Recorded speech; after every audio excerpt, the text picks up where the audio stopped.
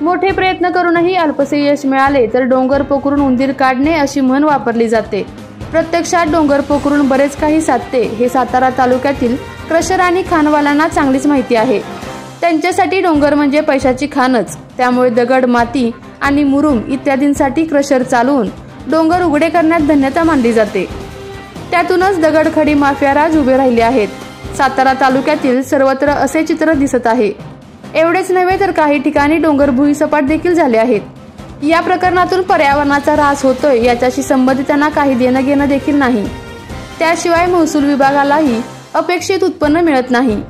सातारा तालुक्यातील सासपडे येथे तर दगडखाण माफियांनी डोकेवर काढले आहे। डोंगर पोखरून माती, मुरुम, दगड हे गौण खनिज काढण्याचा सपाटा सुरू झाला आहे। त्यामुळे सासपडे येथे डोंगराला खाणीचा विळखा झाला आहे। अल्पावधीत बक्कळ पैसा देणाऱ्या या व्यवसायात सासपडेमधील डोंगर बहुतांशी परवानगी न घेता गौण खनिजाची छुप्या मार्गाने चोरी करतायत।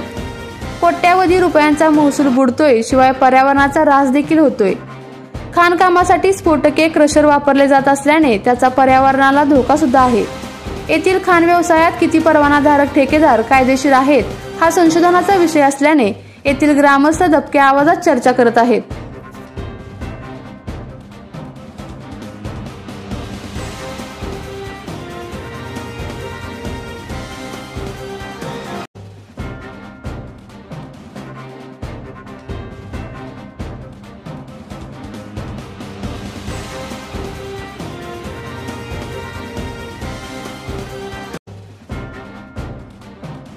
आपल्या तालुक्यातील जिल्ह्यातील बातम्या सर्वप्रथम पाहण्यासाठी आजच सातारा न्यूजला YouTube चॅनलवर सबस्क्राइब करा, लाईक करा, शेअर करा आणि बेल आयकॉन प्रेस करायला विसरू नका।